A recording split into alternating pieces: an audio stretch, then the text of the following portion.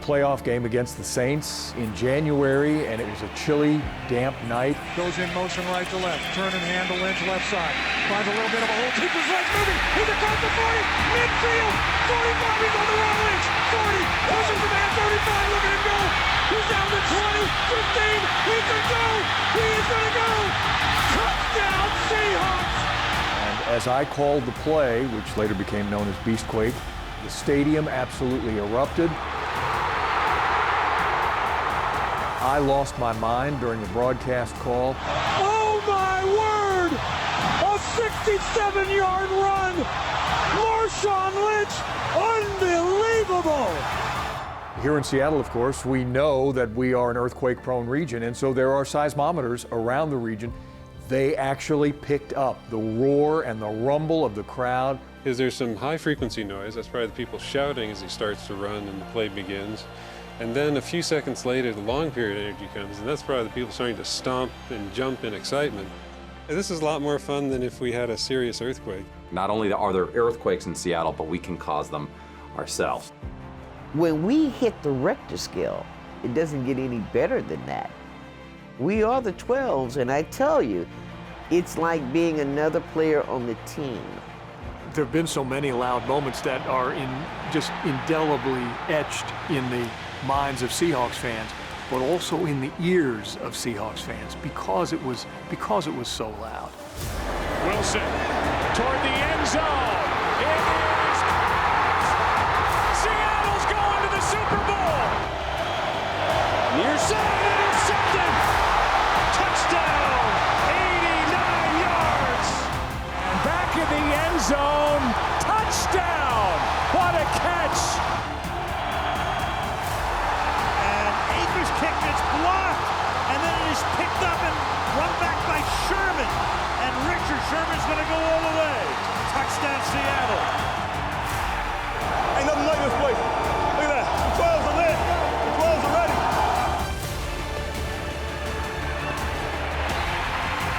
Ball is caught. He's in the end zone. Seahawks win. Touchdown, Seahawks.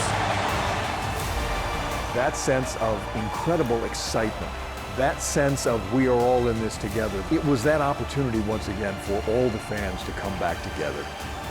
Those are great moments, and they mean so much to so many people.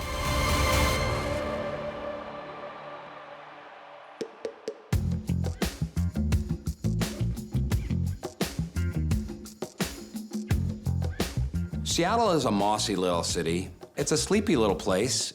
For so long, Seattle was ignored. And all we had was, what do we have? They're like, what do you have up there? Like trees, Sasquatch, and you make planes. And that's it. And it's a lot of fishermen, a lot of loggers, and then we got coffee and grunge, and that kind of put it on the map. Before the Seahawks were here, the fans who loved pro football in the Northwest sort of had to be fans of the 49ers or the Minnesota Vikings because those were the closest teams. Seattle had been trying to get a pro football team here for a long time. We should have had a team in '68. The upper left corner of the country, we've always been a little bit overlooked, a little bit isolated. 1976 was the inaugural year. Seattle Seahawks select Steve Niehaus, defensive tackle, Notre Dame. In '76, there was not a great idea that we were going to be some fantastic Super Bowl winning team. We knew it was going to take a little while. What's the team going to do offensively? Let's worry about that when the time comes. So all we need to do, like Wayne Cody said, is find one running back that can fumble so we can get the defense back on the field. As it turned out, the fans didn't care. They were just so happy to have us. When I first arrived here in 1976, I had no idea where Seattle was. It was just shy of Alaska for all I knew. And when we looked out and saw the city, there was the Kingdome, this huge, almost concrete-looking mushroom at the south edge of downtown. Hi, welcome to the Kingdome. Thank you. Place there on your dash and circle on over to your left, please. Have a good time. There's just a lot of pride in Seattle. Seattleites stick together. They love their city. And in the same way, we love our football teams. We love our sports. When the fans started coming in '76, the place was filled from the very first day. They had no problem selling the season tickets. They were gone within hours. The Kingdome was an amazing building for its time. It actually served a great purpose because both baseball and football could be in there. And it was, you know, kind of a gray, dark place that didn't have a lot of personality, not a lot of charisma for that building. There weren't enough bathrooms, there were no escalators, there was one elevator in the building. It was utilitarian, and we just made it our home. And it was one of those places that we came into the parking lot just south of the Kingdome, and we would literally walk into the dome with the fans. They'd say, hey, have a great game, and we'd say, okay, we'll see you afterwards. It was great that both the Seahawks and its building kind of grew together. We were all rookies there. But it also became one of the loudest buildings on the planet because of the construction. That concrete roof just echoed, and it had the effect of amplifying the sound. On the count of three, give me a goal, Seahawks! 1, 2, 3, go, Seahawks! We had Bill the Beer Man, who got the wave going in the stadium all the time. 1, 2, 3! And it would start at one side of the Kingdome and go around that circle. And the sound was just amazing, and you could follow it all the way around. It was loud the very first game. Let's go get a big blue! And it stayed that way. In a Week 9 Kingdome encounter with the Raiders, the Seahawks snapped out of their doldrums, getting a little help from 65,000 of their closest friends. Mark Wilson says we can't hear. The Raiders rented a big sound system. It cost them about $1,000 to practice with crowd noise, trying to, I guess, duplicate the noise here in the Kingdome. So they spent some money to get a sound system, but apparently didn't do them much good. All right, Wilson goes under center, gets the snap, drops back to pass. Jackson comes on a blitz. Jackson's got it back at the 23-yard line. We have the greatest fans in the nation. There's no doubt about that. Anytime you win, especially playing here with the Seattle Seahawks, our crowd is at least 25% of our victory.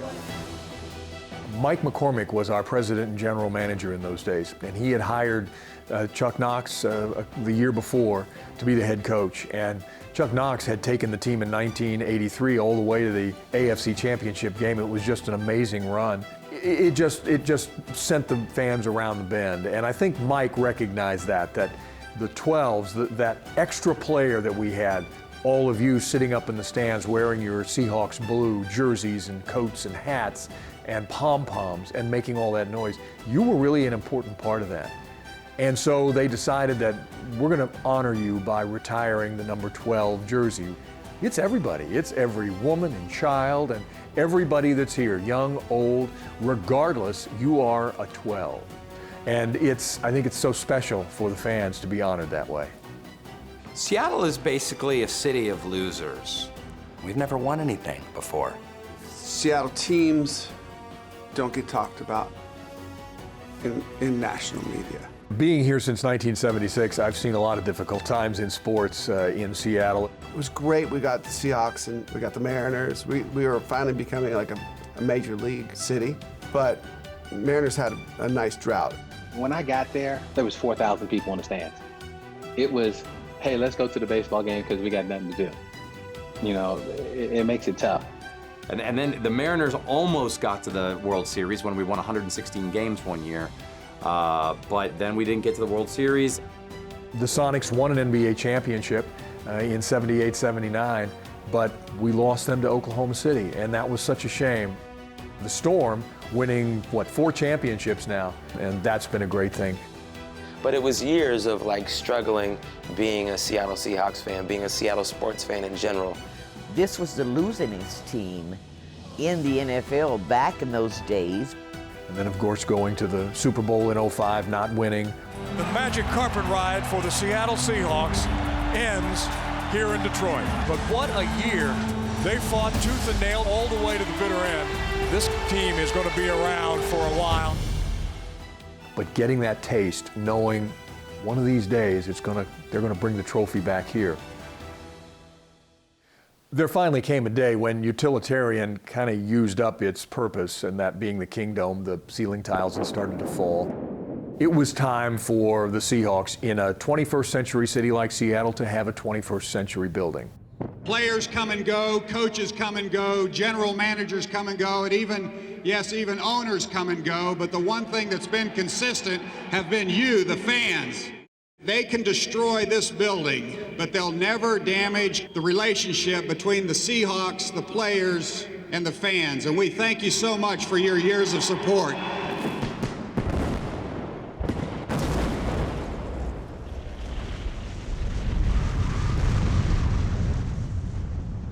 Paul Allen was a big fan as a child going to University of Washington Husky games, so he sat out at Husky Stadium, just being out in the elements and watching the game. He wanted that same thing for us. We probably could have built another domed stadium here, but that's not what this team really needed for the region. We wanted it to be a home field advantage, and so Seahawks Stadium was designed and built. And it was built with the thought in mind that we're going to make all the creature comforts available for the fans, but we're also going to make it so that it is a place that the opposition really doesn't want to come and play. I mean, the way they built the stands coming straight down onto the field does two things. Every seat is great. Doesn't matter where you're sitting, it's great. You're like on top of the field. But it creates this bowl of chaos.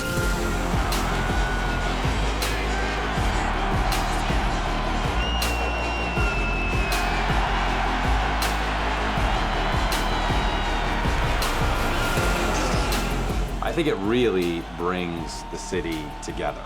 Just walking from downtown to the stadium, you feel like you're part of this blue and green army. We're just ecstatic. Like, the electricity in the city is vibrant. You can feel it. Everyone's wearing a Seahawks jersey. It's a city that's backing this team. This two-digit number here represents the tens of thousands of us. Usually when I see people with Seahawks hats, I'm like, go Hawks, and I was like, go Hawks. It's the new handshake in Washington. The place just rocks, and it shouldn't. You know, 60-something thousand fans, open air stadium. How could it possibly be that loud? But it is. This is music to my ears. I love it. I've been doing it 42 years. The noise don't bother me none. I make most of it anyway. Oh, Hawks! Woo! A thing about football, there was no political stuff involved. There was no racial color of your skin. We were all there for one purpose, to root on this team. And for one team to be able to do that for a whole city is phenomenal. I never thought it could be louder than the Kingdome, because the Kingdome was a cement dome. A baby could make that place loud, but that stadium, it's amazing it doesn't just shake apart from the vibrations of people screaming.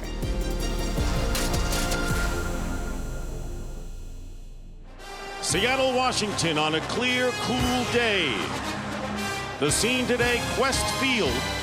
Well, you know, a lot of stadiums are loud, but this place is unique. They try to make it so that the players in the huddle can't hear the call. That's the idea. Why, you know, we have the best home field advantage in the National Football League is because of our fans, our amazing, loud, crazy, face-painted, chest-painted fans. Where you know you have an advantage that no one else in the NFL has.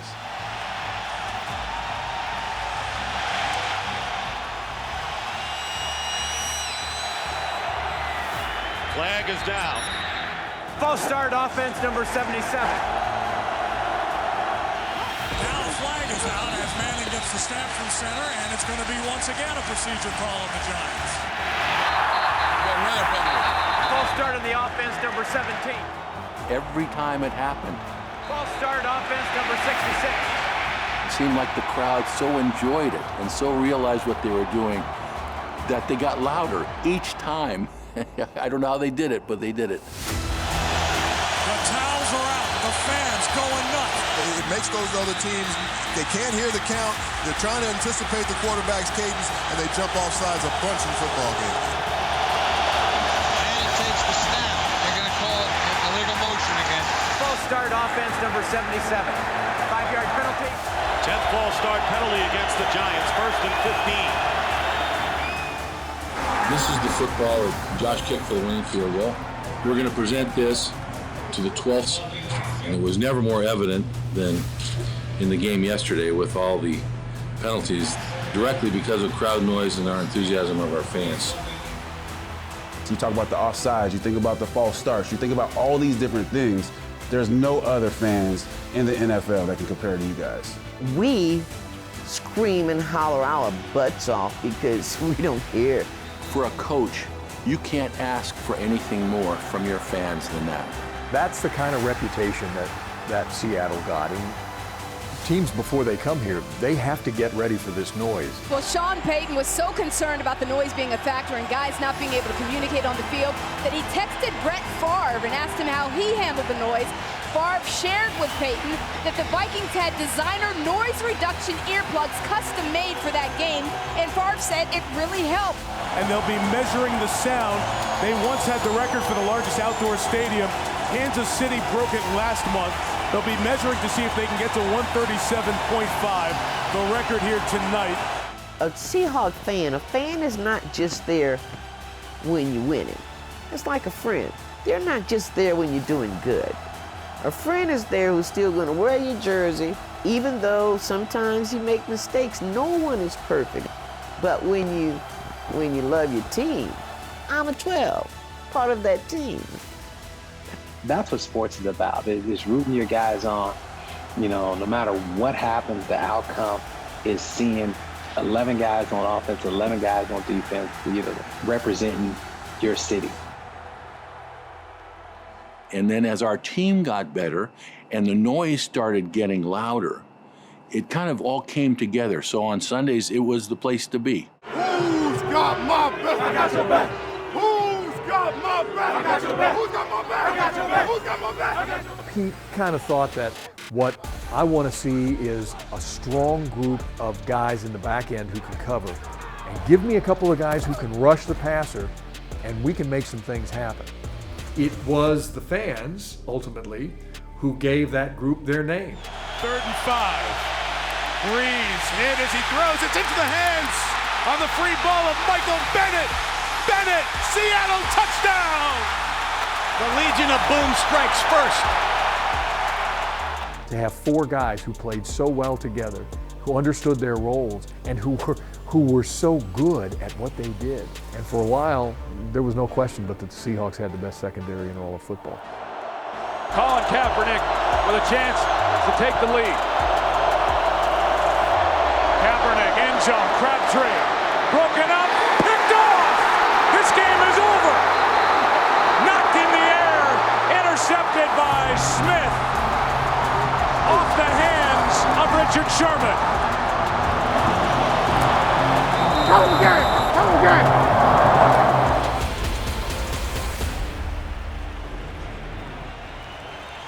Oh, say can you see? There's the national anthem, and then you'd have the kickoff. Well, what about something between the national anthem and the toss of the coin and kickoff? Something that can just rally those fans one more time before the opening kick. Part of the tradition, he will hoist the flag, and the fans will become more involved in this game. The 12 flag was sort of in conjunction honoring the 12s. The jersey was already hanging up there representing them. But the 12 flag was one more way for us to get fans really excited about Seahawks football.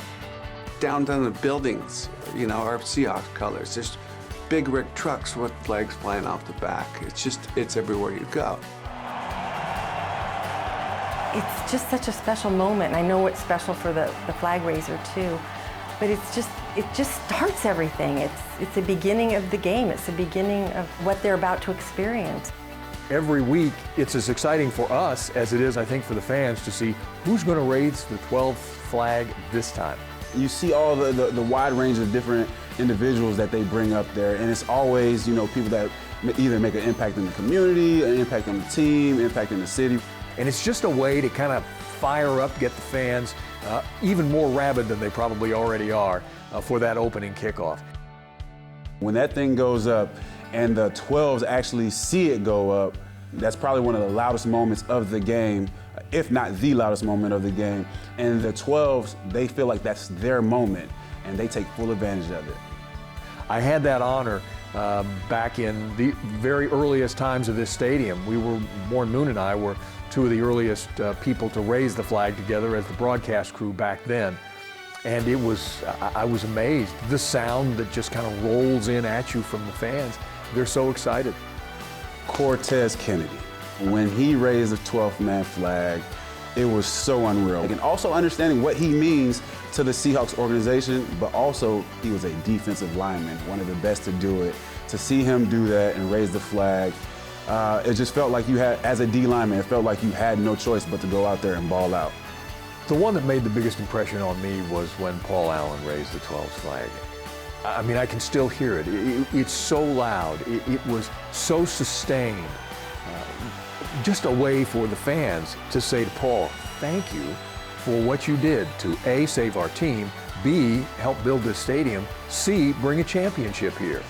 And Paul, rest his soul, was the architect of all of that. All that we have here, it was his vision. And he was a perfect person to raise that 12th flag. That's the one that sticks in my mind.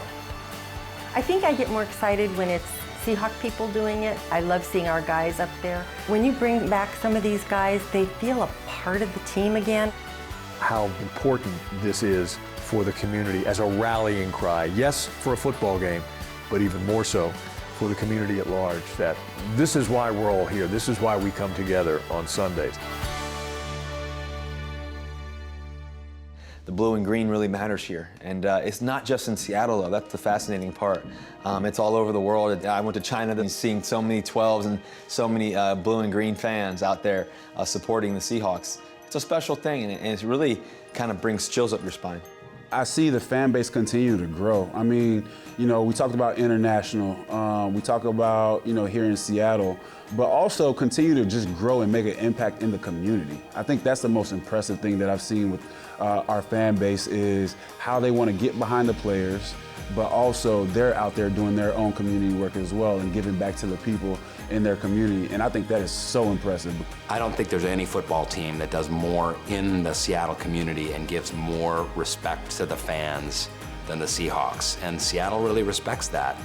And we do wonderful things in this community, both for charity and all the great companies and organizations. And I know it's been inspiring to me to really help Seattle and do everything that I can to make Seattle a better place, but also the world a better place. You know, it's not important for me to have people see it. It's important for me, for the people that I help, to feel the energy is genuine and the energy is you know, something that I want to do from my heart. See, it's the heart of the team. That's a team. That's what a team is about. That's why we love the Seattle Seahawks, because they love us back. And it just speaks volumes to the type of people that the 12s are. It speaks volumes to the Pacific Northwest, that they always want to give back. One of the great joys of winning a championship was coming home to that Super Bowl parade. And we're traveling through the streets of Seattle. And I had never seen so many people in one place before in Seattle in my entire life. It was just absolutely elbow to elbow, shoulder to shoulder with fans. And the best thing about that was it was fans of every stripe, all ages, all, I'm sure, religious denominations, all races, colors, creeds, men, women, children got out of school. They were all there, all to honor the Seahawks. That Super Bowl win, that meant the world to me. This is my family. I don't want to feel like I'm by myself in the whole state of Washington. So I made the Seahawks my family. So I got a bunch of family here. It's not just how the building is built. It's not the architects who designed this. It's the people that build it. And we do that every Sunday here. We come together under that 12 flag as a group of fans to rally together when sometimes it's really needed. That's what a Seattle fan has meant to me here in the Northwest for all these years. And I know it means the same thing to all the guys who get to play wearing a Seahawk jersey today. It's part of being this community, and all we can do is hope to be a part of it for as long as we can.